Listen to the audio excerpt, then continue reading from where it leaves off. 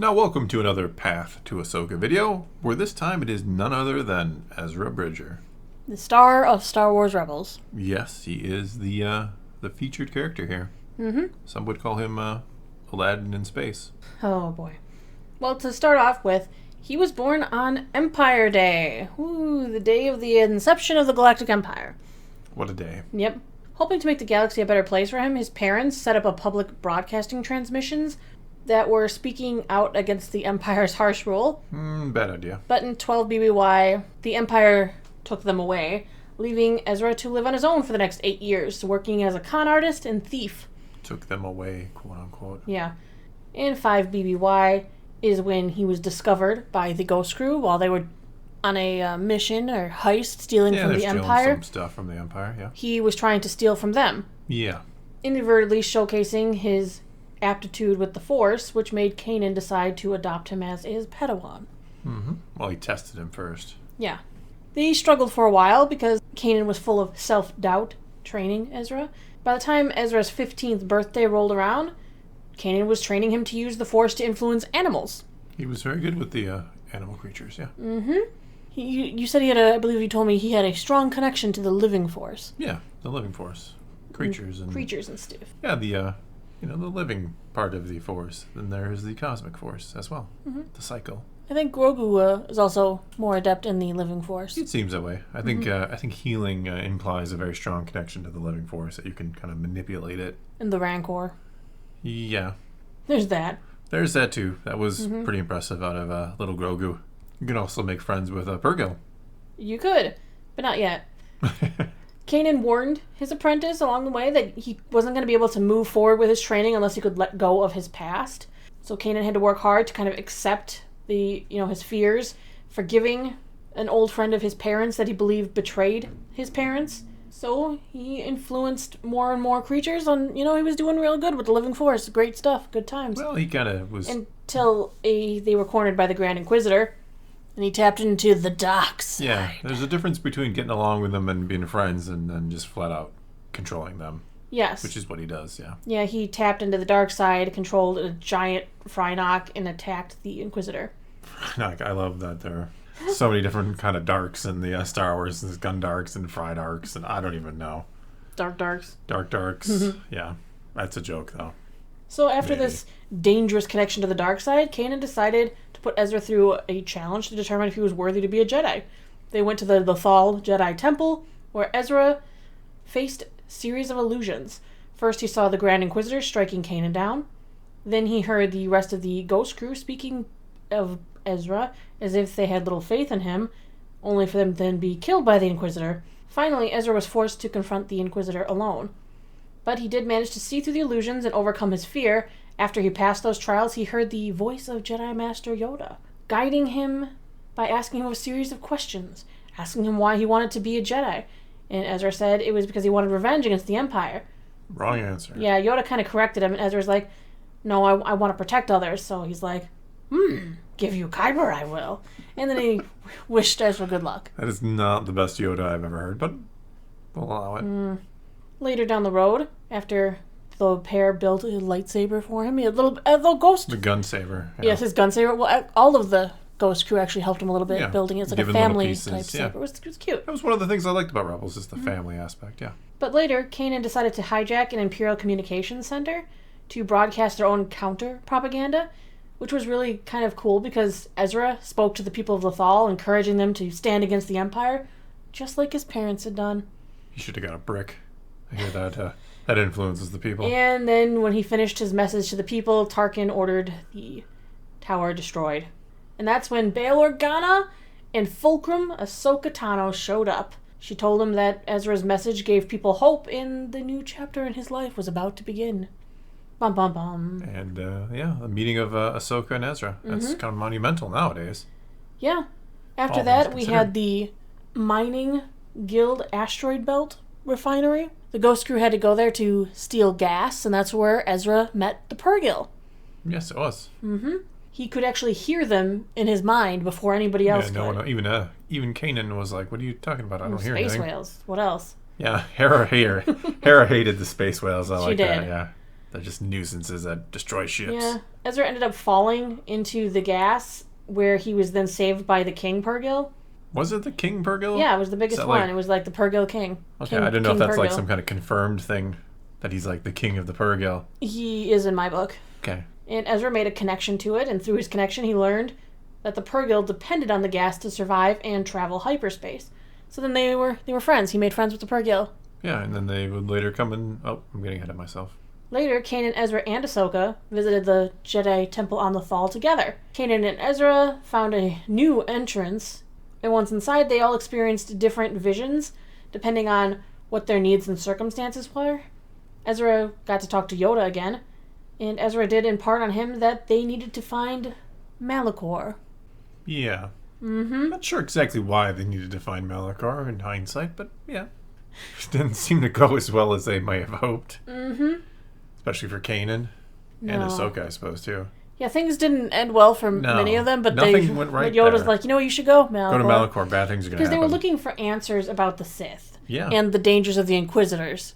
Yeah. Which I guess, Which is interesting because a bunch of Inquisitors were killed. I guess that's a plus. Yeah, so the three of them did go to Malachor to kind of seek the knowledge on how to defeat the Sith. Ezra immediately got separated from them, as they would end up fighting Eighth Brother, and he encountered a mysterious elderly man who called himself Old Master, a.k.a. Maul, no longer Darth. He'd become stranded on Malachor several years earlier when his ship crashed there. He's the one the Eighth Brother was there looking for. Maul kind of led the way throughout the temple because they needed a pair to find the Sith Holocron. So he kind of was teaching Ezra more about the dark side, accessing that part of the Force, which is not super great. That's one way to put it. Then they came out and they found Kanan and Ahsoka, and they're fighting all the Inquisitors, because now there's 3 Inquisitors. Now there are 3 of them. Yeah. Meanwhile, Ahsoka's like, you know that's Maul, right? He's totally bad. And Maul's like, I'm good now. He didn't really say that, but he said they were on the same side in this. And, yeah. You know. Well, Maul, if Ahsoka had just listened to Maul years before, you know, tried to tell her a lot of things. Well, he ended up blinding Kanan and sending Ezra to the top of the temple to go and activate the holocron and all that fancy stuff. And when Ezra reached the top, he put the holocron into the obelisk, and an entity that was apparently like the computer program there said the temple contained the power to destroy all life. And Ezra's like, that's not what I wanted. And she's like, well then, I'm not sharing this power with you, I'll give it to someone more worthy. And then Darth Vader showed up. Vader's worthy. Riding on top of his TIE fighter. His TIE Advance. He's like riding on top of it. And he's like, well, I'm worthy. Ezra kind of briefly fought him. Yeah, but then before Vader could kill Ezra, Ahsoka showed up. Kanan kind of bested Maul and came up to the top, and they're like, we need to get out of here. And Ahsoka just like bought time, in a way. They took the Sith Holocron away, the temple blew up, and they all assumed Ahsoka died. It was very sad. She didn't. Ezra kept the Sith Holocron in his room. Yeah, you know, that's where I'd keep mine too. Yeah, which Kanan caught him using and was very upset with him. Said you shouldn't be messing with that, and he took it away from him. Like, why did he let him have it in the first place? I don't think he really realized he had it. Well, where was it? Where did he think it was? Well, he was blind. Well, yeah, but like... Did you see him carrying it out? Well, yeah, but like... I just lost my eyesight. Ezra, are you carrying anything? Let me see your hands. Oh, I'm blind. Let me see your... God, you're so mean to him. He's blind at the moment. He's got other concerns. Yeah, but he learned... The Bendu's going to teach him how to see, and soon enough you forget Kanan's blind because he just maneuvers around everything as if he can see. It's like Daredevil. It's whatever. Yeah, he was a lot like Daredevil in that way, wasn't it? But then Maul returns. He captures the Ghost Crew, and he's like, I want both holocrons. I want that Sith one back, and I want a Jedi one too. You can merge them. That's what he found out. Ezra and Maul opened the holocrons together and were like merging them, and the two of them saw visions. Ezra wanted to destroy the Sith, and Maul was seeking hope. Ezra saw a vision of 2 suns, and Maul realized that his enemy, Kenobi, still lived. Ooh, that was a pretty good Maul right there. Thanks. But then Kanan arrived, and they convinced Ezra to let go, and the vision ended. Eventually, Ezra kind of gets tricked into looking for Master Kenobi. Kenobi. So he does. He walks around, stranded on Tatooine, Little did he know he was literally bait for Maul, because Maul's like, Kenobi won't leave this guy to wander around and die in the desert. Yeah. Which he didn't. Obi-Wan showed up and he's like, hey there! It's a good thing Leia showed up and changed Kenobi's mind, because that Kenobi would have left Ezra in the desert, I think, to die. Probably. Just like he left other Jedi in the desert to die. Yeah. That show. And Ezra's all like, we should work together and fight Maul. And Kenobi's like, yeah, I'm more than enough to handle Maul. Told Ezra to go back to his family, go back to the rebellion, and then Maul turned up to fight Kenobi, and yeah, that didn't go well for Maul. Did not go well for Maul. Not at all, no. After that, we run into the death of Kanan. We've discussed this in other videos, which is why I'm not going in depth into it. He died protecting his crew, his family. Yeah. In a fiery blaze. And Ezra complained that Kanan hadn't, while he prepared him to be a Jedi, he hadn't prepared him for his death. And then running around on Lothal, they ran into 3 wolves. And remember, Ezra is very sensitive to the living force. The leader of this pack was a large white wolf known as Doom. Ezra was also upset at this time because he realized that he, Kanan, and Ahsoka had accidentally led the Empire to Jedi Temple Lothal. And Doom warned that the secrets within the temple were in danger. So back to the temple went Ezra, because he has to stop the Empire from harnessing the power of that temple. Because the Emperor was interested in accessing a mysterious portal using a painting of the Mortis gods.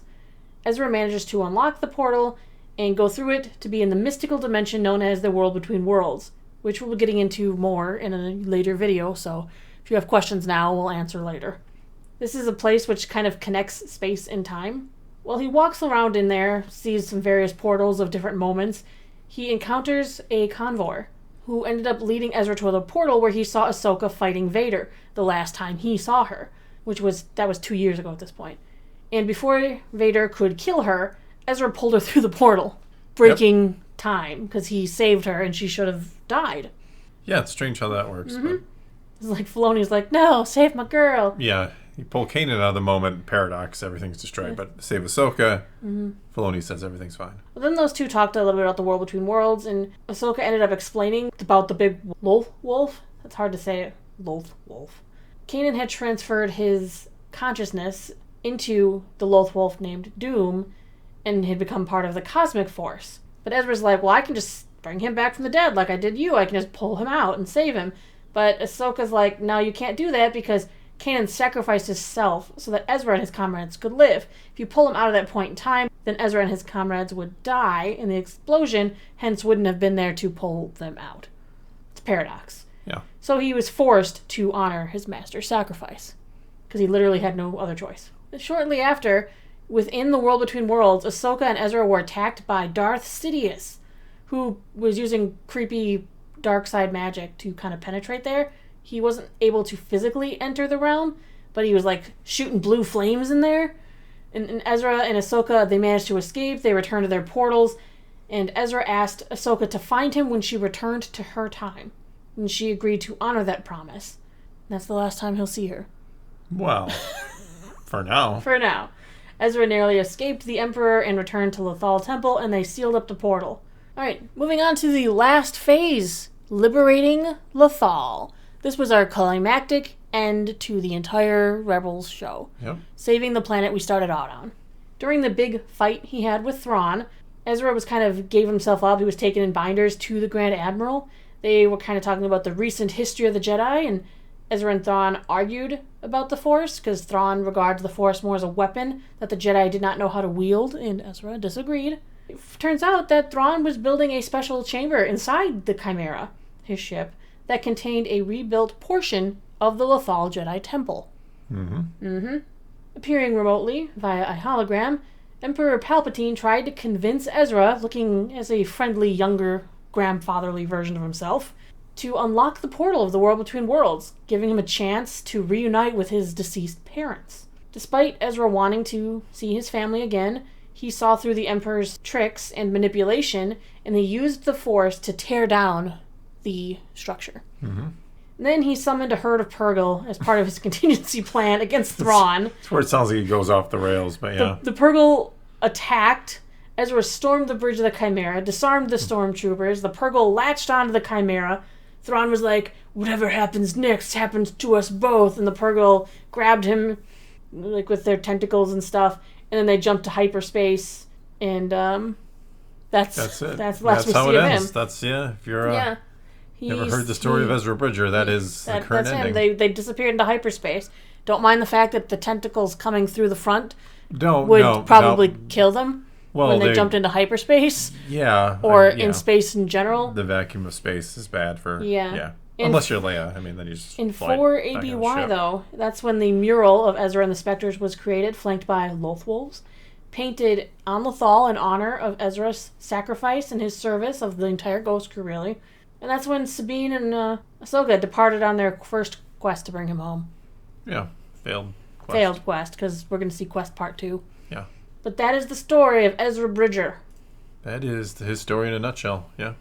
I'm sorry that was very long, but... Well, it could have been much, much longer because you left out the Bailurons. I'm not talking about Star Wars fruit. It was just a joke. It was just a joke, man. It was like the second episode of the show or But third or the something next like character we're going to be getting into is none other than the Grand Admiral himself, Thrawn. Ooh. We've got to heat this up, man. We've gotten trailers. We got stuff. It's closing Thrawn is in, coming. We need to tell you why you need to be worried about him. Yeah. And you should be. Or they should be. The galaxy should be. Even though he's looking up for his people, man. That's all he cares about is his people. But that's all we got for you this time. So now it's your turn to take to the comments below and tell us what you think of the story of Ezra Bridger. And so leave those comments below. Let's talk some Star Wars. And until next time, thanks for watching.